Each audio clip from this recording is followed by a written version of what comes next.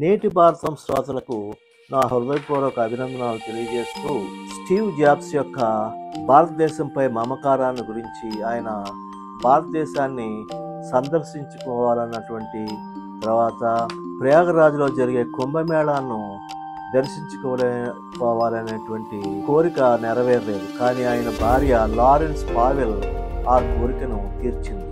అది ఎలా జరిగిందో, లారెన్స్ పావెల్కు ఉన్నటువంటి భారతీయ ఆధ్యాత్మికతపై ఉన్నటువంటి ఆసక్తిని గురించి ఈ వీడియోలో వివరిస్తాను.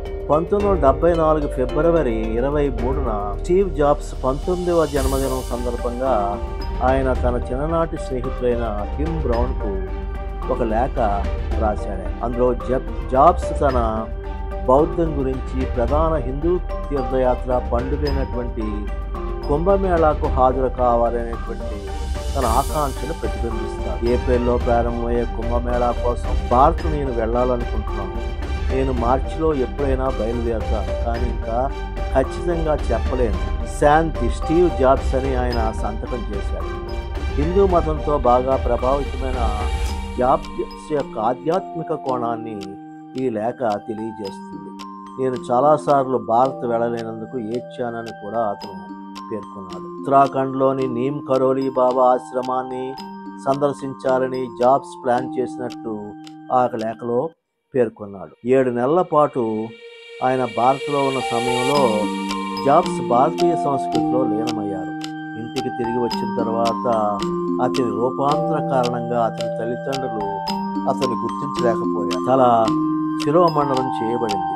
నేను భారతీయ కాటన్ దుస్తులు ధరించాను మరియు నా చర్మం నుండి లోతైన కిరణాల వల్ల చాక్లెట్ గోధుమ ఎరుపులోకి మారింది. జాబ్స్ సరిగ్గా 51 ఏళ్ల క్రితం రాసిన లేఖను బోన్హామ్స్ అనేటువంటి ప్రైవేట్ అంతర్జాతీయ వేలం సంస్థ 4.32 కోట్లకు వేలం వేసింది. ప్యాంక్రియాటిక్ క్యాన్సర్ కారణంగా స్టీవ్ జాబ్స్ 2011 అక్టోబర్ 5న కన్నుమూశారు. జాబ్స్ ఎప్పుడు కుంభమేళా హాజరు కానప్పటికీ అతని భార్య లారెన్ పావెల్స్ జాబ్ భారతదేశంలో ప్రయాగరాజ్లో జరిగిన మహాకుంభమేళాకు 2020లో పాల్గొనడం ద్వారా తన చిరకాల కోరికను, భర్త కోరికను నెరవేర్చారు. గురు స్వామి కైలాసానందగిరి 40 మంది సభ్యుల బృందంతో అమెరికా నుండి ప్రయాగరాజ్కు వచ్చారు. ధ్యానం మరియు క్రియాయోగా మరియు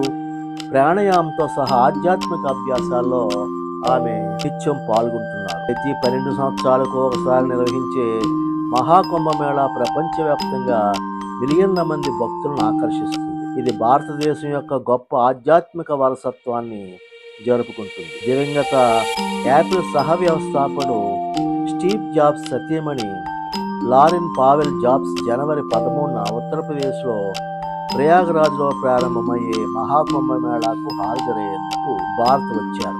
ప్రముఖ హిందూ సన్యాసి సంస్థ నిరంజని అఖాడాకు చెందిన కైలాసానంద గిరి మహారాజ్ శుక్రవారం తన పర్యటన సందర్భంగా లారెన్స్కు కమల్ అనే హిందూ పేరు పెట్టినట్లు, ఆమెకు తన గోత్రం కూడా ఇచ్చినట్టు తెలియజేశారు. వారణాసిలోని కాశీ విశ్వనాథ ఆలయాన్ని సందర్శించారు. హిందువుయేతరులు శివలింగాన్ని తాకరాదన్న హిందూ ఆచారాలను పాటిస్తూ గర్భగుడి వెలుపల నుంచే ఆమె ప్రార్థనలు చేరింది. తన గురువును కలవడానికి, ధ్యానం చేయడానికి తాను భారతదేశం వచ్చానని ఆమె తెలియజేశారు.